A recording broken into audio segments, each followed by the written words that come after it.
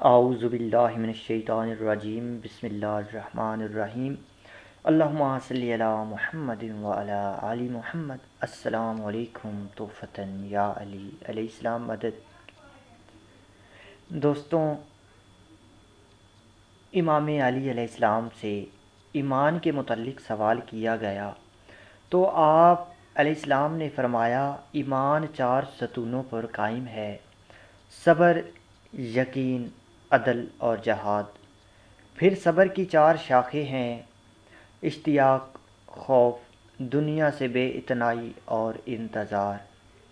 اس سے پہلے دوستوں، اگر آپ نے میرے چینل کو سبسکرائب نہیں کیا تو ابھی چینل کو سبسکرائب کر لیں اور ساتھ بیل کے بٹن پر کلک کر دیں تاکہ میں جو بھی ویڈیو اپلوڈ کروں اس کا نوٹیفیکیشن آپ کو ملے اور آپ اس ویڈیو سے فائدہ حاصل کر سکیں۔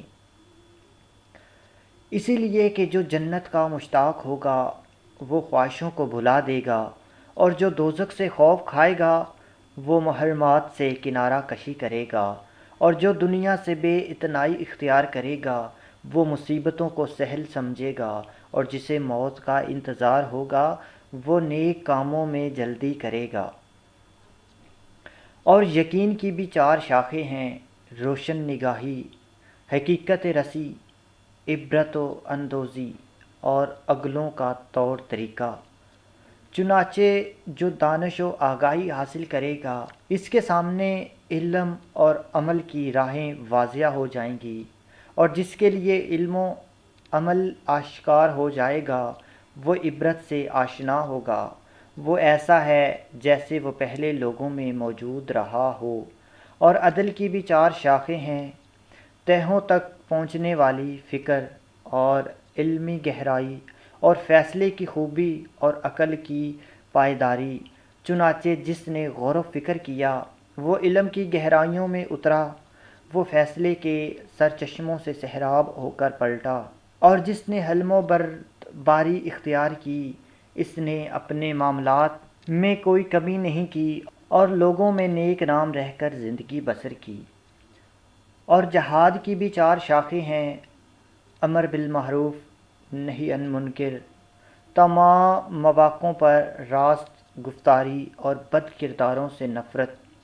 چنانچہ جس نے امر بالمعروف کیا اس نے مومنین کی پشت مضبوط کی، اور جس نے نہی عن المنکر کیا اس نے کافروں کو ذلیل کیا، اور جس نے تمام مواقعوں پر سچ بولا اس نے اپنا فرض ادا کر دیا، اور جس نے فاسقوں کو برا سمجھا اور اللہ کے لیے غضبناک ہوا اللہ بھی اس کے لیے دوسروں پر غضبناک ہوگا اور قیامت کے دن اس کی خوشی کا سامان کرے گا۔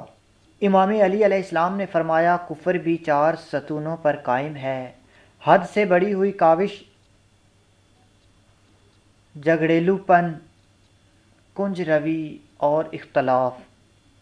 تو جو بے جا تہمت کاوش کرتا ہے وہ حق کی طرف رجوع نہیں ہوتا، اور جو جہالت کی وجہ سے آئے دن جھگڑے کرتا ہے وہ حق سے ہمیشہ اندھا رہتا ہے، اور جو حق سے منہ موڑ لیتا ہے وہ اچھائی کو برائی اور برائی کو اچھائی سمجھنے لگتا ہے، اور گمراہی کے نشے میں مدہوش پڑا رہتا ہے۔ اور جو حق کی خلاف ورزی کرتا ہے اس کے راستے بہت دشوار اور اس کے معاملات سخت پیچیدہ ہو جاتے ہیں، اور بچ نکلنے کی راہ اس کے لیے تنگ ہو جاتی ہے۔